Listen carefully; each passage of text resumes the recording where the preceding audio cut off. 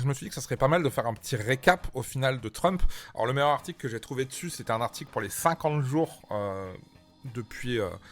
sur les 50 premiers jours de son arrivée au pouvoir, donc qui date du 13 mars. Il y a eu des trucs entre-temps, mais ça résume déjà pas mal, vu qu'il s'est passé énormément de trucs dès son arrivée, en fait. Ce qu'a fait Donald Trump en 50 jours au pouvoir aux États-Unis. Par Iris Dreux, Benjamin Martinez, Léa Prati et Maxime Vaudano, remerciant les journalistes qui font ce taf pour nous. Donc, depuis son investiture le 20 janvier, Donald Trump a paraphé 89 décrets officiels, présidentiels. Ça, je pense qu'on a tous à peu près vu ces images de Trump qui, dès le premier jour, est assis à une table dans un stade et qui signe des décrets qu'il lit pas, hein, et qui mettent en place plein de trucs que la justice américaine est actuellement en train de galérer à faire révoquer, hein. Face à cette avalanche de paroles et d'actes, il est difficile de faire la distinction entre ce qui relève de la posture et ce qui constitue une mesure concrète. 89 décrets, hein, en 50 jours. Genre. C'est vraiment un décret, c'est... le président prend une décision, il la signe et elle est plus ou moins mise en application. Il a signé un décret qui fait que l'autorité du président surpasse celle des organisations tierces qui checkent le gouvernement. Donc tous les watchdogs, en gros toutes les associations, toutes les organisations qui sont censées surveiller que la démocratie est respectée, qu'il n'y a pas de dépassement.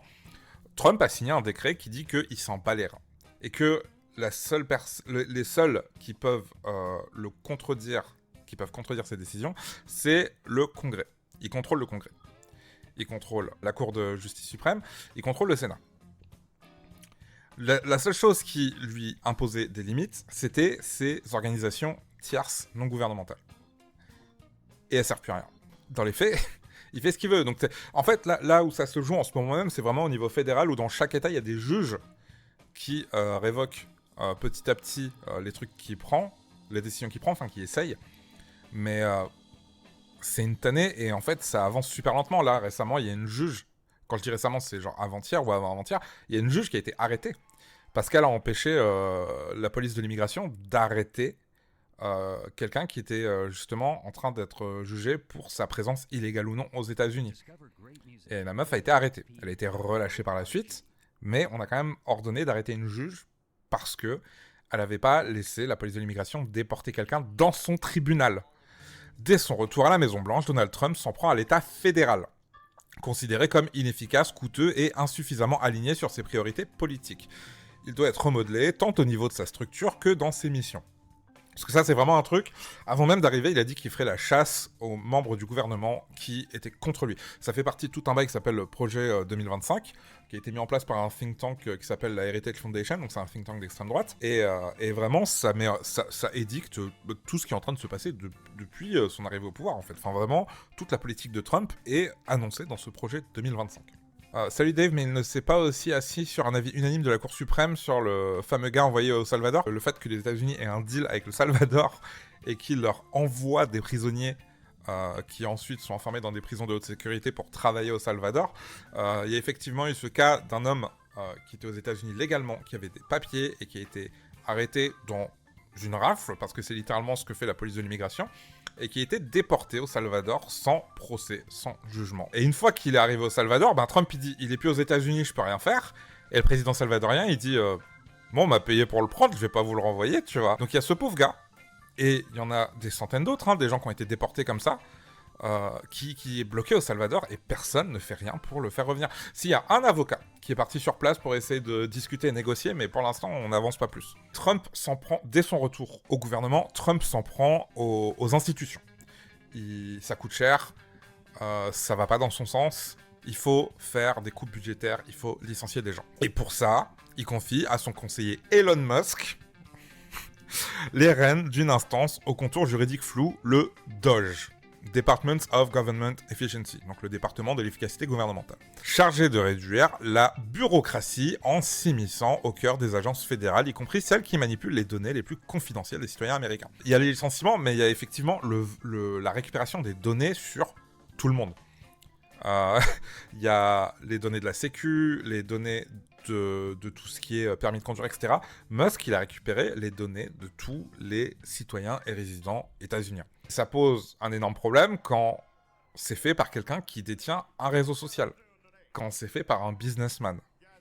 C'est genre, déjà, le gouvernement qui le fait, c'est problématique de ouf, mais là, en plus, c'est une mission qui est prise en charge par un milliardaire dont le taf est de récolter de l'information. C'est pas un bureau qui a été monté avec, genre, des vétérans de l'administration ou même des cadors de l'IT, tu vois. C'est des ados, des gens qui ont 20 piges, désolé si vous avez 20 piges, hein, mais... J'en ai presque 20 de plus, j'ai un peu du mal à faire la diff, tu vois, mais enfin, c'est complètement ouf. T'imagines, genre, Bernard Arnault qui envoie des gens à la Sécu pour récupérer les données de tout le monde et virer le personnel. C'est littéralement ça, hein. S'il y en avait un Arnault ou un Bolloré qui envoyait des gens à lui, les stagios de 20 ans, pour récupérer les données de tous les services de l'État. Genre, Bolloré qui enverrait des stagiaires de 20 ans fans de Papacito. Non mais, plus on essaye d'appliquer ça à la France, et pire c'est en fait. Donc on disait les agences comme l'USAID sont jugées incompatibles avec les orientations de la nouvelle administration et sont démantelées. Le licenciement de fonctionnaires devient expéditif et leur loyauté est mise à l'épreuve. Les employés publics soupçonnés d'œuvrer au profit des démocrates ou d'avoir par le passé pris pour cible Donald Trump sont directement visés, à l'image des agents du FBI ayant participé aux enquêtes sur l'assaut du Capitole à Washington le 6 janvier 2021. Parce que du coup, c'est comme on disait, hein, c'est vraiment, il va contre tous ses opposants politiques avérés ou présumés. Pas que l'un soit moins grave que l'autre. T'as vraiment ce truc de licenciement massif de gens qui ne lui seraient pas loyaux. Et donc le démantèlement de l'administration. C'est vraiment un truc de libéral, ça, le fait de se dire que les institutions publiques, ça sert à rien, ça coûte de l'argent, le pays serait mieux géré si c'était géré comme une entreprise. Un pays n'est pas une entreprise, un pays n'est pas fait pour être rentable, un pays n'est pas fait pour générer des bénéfices. Un pays est là pour assurer une vie décente à ses citoyens, sur le papier. Dans les faits, c'est ce qui se passe nulle part, mais c'est ce vers quoi on devrait tendre, et pas transformer le gouvernement en RH du pays. Tu vois, c'est vraiment un truc qu'on retrouve dans la droite libérale partout dans le monde. C'est littéralement la politique d'Emmanuel Macron aussi. Il y a trop d'États, ça coûte trop cher, ça contrôle trop les gens, ça empêche les gens d'entreprendre, n'est-ce pas? Parce que tout le monde veut être entrepreneur, hein, on le sait bien. Si cette entreprise brutale de mise au pas de l'État fédéral est justifiée aux yeux du président par la primauté du pouvoir exécutif, elle se heurte pour l'instant à d'innombrables recours en justice déposés par des associations, des syndicats de fonctionnaires et des États démocrates. Voilà ce que je dis en fait. Le truc, c'est que les blocages doivent se faire au niveau local.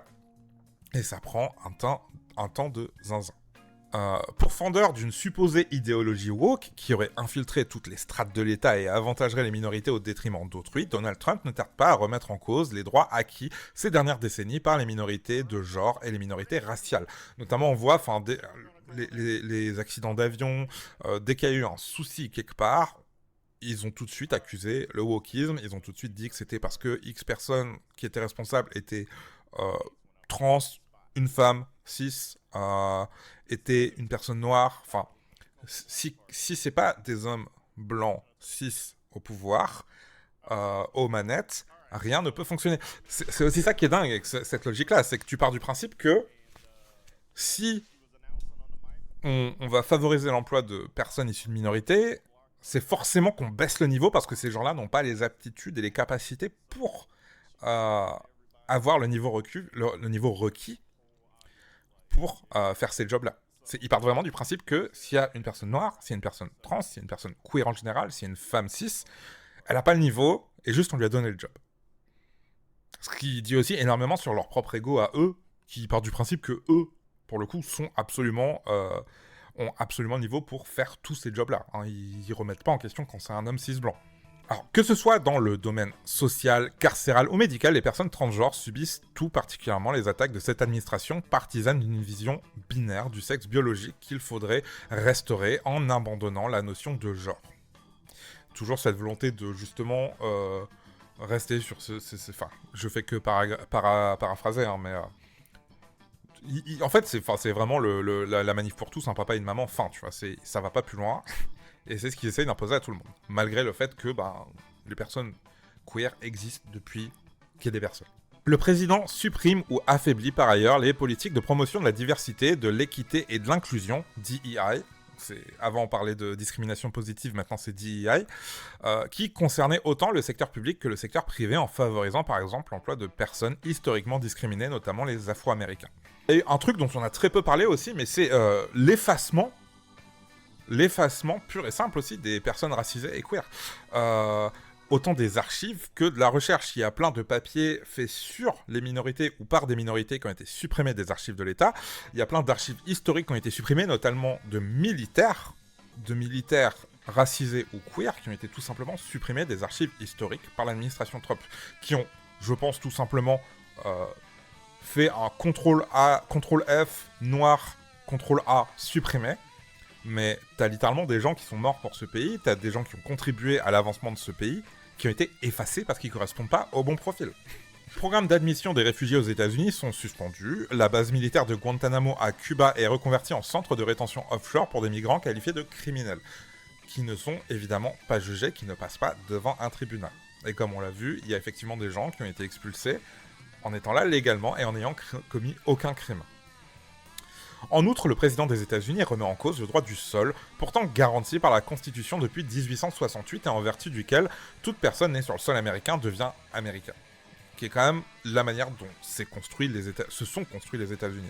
Le protectionnisme est le maître mot de la politique économique mise en œuvre par la nouvelle administration Trump. Le locataire de la Maison-Blanche s'appuie essentiellement sur la menace ou l'imposition réelle de taxes sur les produits importés aux États-Unis, dans l'optique de réindustrialiser le pays et d'inciter les entreprises étrangères à produire sur le territoire américain. Désormais, il menace d'étendre sa guerre commerciale à l'ensemble du monde, à commencer par l'Europe. Voilà. Cette politique, qui inquiète les marchés financiers, pourrait avoir de lourdes conséquences sur l'économie et les prix à la consommation aux États-Unis, sachant qu'un de ses principaux arguments de campagne était qu'il allait redonner un niveau de vie décent aux Américains. Entouré de grands patrons de la tech, Elon Musk en tête, Donald Trump affiche une attitude résolument technophile. Il s'est empressé d'éliminer les réglementations de l'ère Biden qui encadraient les secteurs de crypto-monnaie, le développement de l'intelligence artificielle et la modération sur les plateformes en ligne. C'est vrai qu'à son discours d'investiture, pour le coup, il y avait tous les patrons des GAFAM. Il y avait le patron de Google, il y avait Jeff Bezos, il y avait Zuckerberg, il y avait... c'est Tim Cook le patron de Apple ? Je sais plus. Et il y avait le PDG de Microsoft aussi. Pour le coup, il a vraiment la tech dans la poche, vu qu'il veut absolument dérégler tout ce qui les embête. Donc ouais, il s'est empressé d'éliminer toutes les régulations. L'innovation et la supériorité technologique sont au cœur des ambitions économiques et géopolitiques de la nouvelle administration. Après avoir enterré le Green New Deal de son prédécesseur et annulé plusieurs mesures phares en faveur du climat et de la biodiversité, il décrète l'état d'urgence énergétique et annonce vouloir forer à tout va afin d'exploiter un maximum de ressources fossiles, pétrolières, minières, gazières et nucléaires. Pour citer Donald Trump lui-même, ça va forer bébé. C'est littéralement, ils réinvestissent tout là-dedans. Donc ils virent vraiment tout le vert. Et c'est vraiment la Chine, au final, qui se retrouve leader de la lutte écologique, en fait. Mais j'ai une question sur le climato-scepticisme. Est-ce qu'il pense que l'humain n'a pas d'impact ? Ou est-ce qu'il voit l'impact, mais il osef car le pognon ? Les deux positions existent. Alors, sa position, à lui, je pourrais pas la dire, mais concrètement, publiquement, ce que lui dit, c'est qu'il n'y a pas de réchauffement climatique. Pour lui, l'activité humaine ne réchauffe pas la planète, et c'est juste une excuse de gauchiste pour ralentir la productivité du pays. Enfin, c'est vraiment le discours officiel du gouvernement.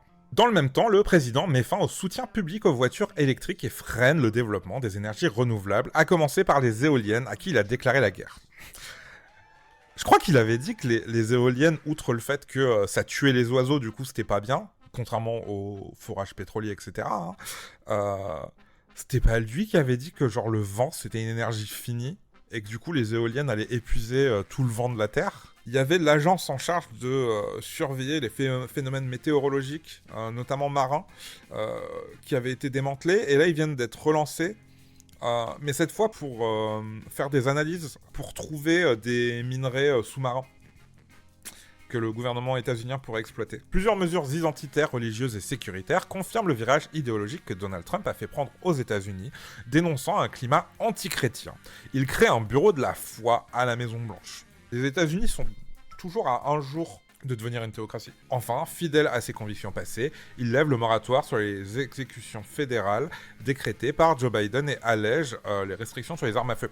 Le bail de gracier les gens incarcérés pour la tentative de coup d'État de janvier 2021, c'est archi glauque parce que du coup, il y en a plein.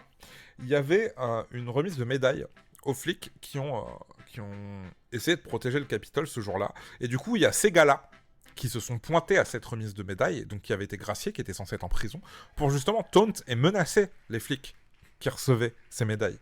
Donc voilà, ça c'était le très long récap des 50 premiers jours de Trump, sachant qu'on arrive bientôt aux 100 jours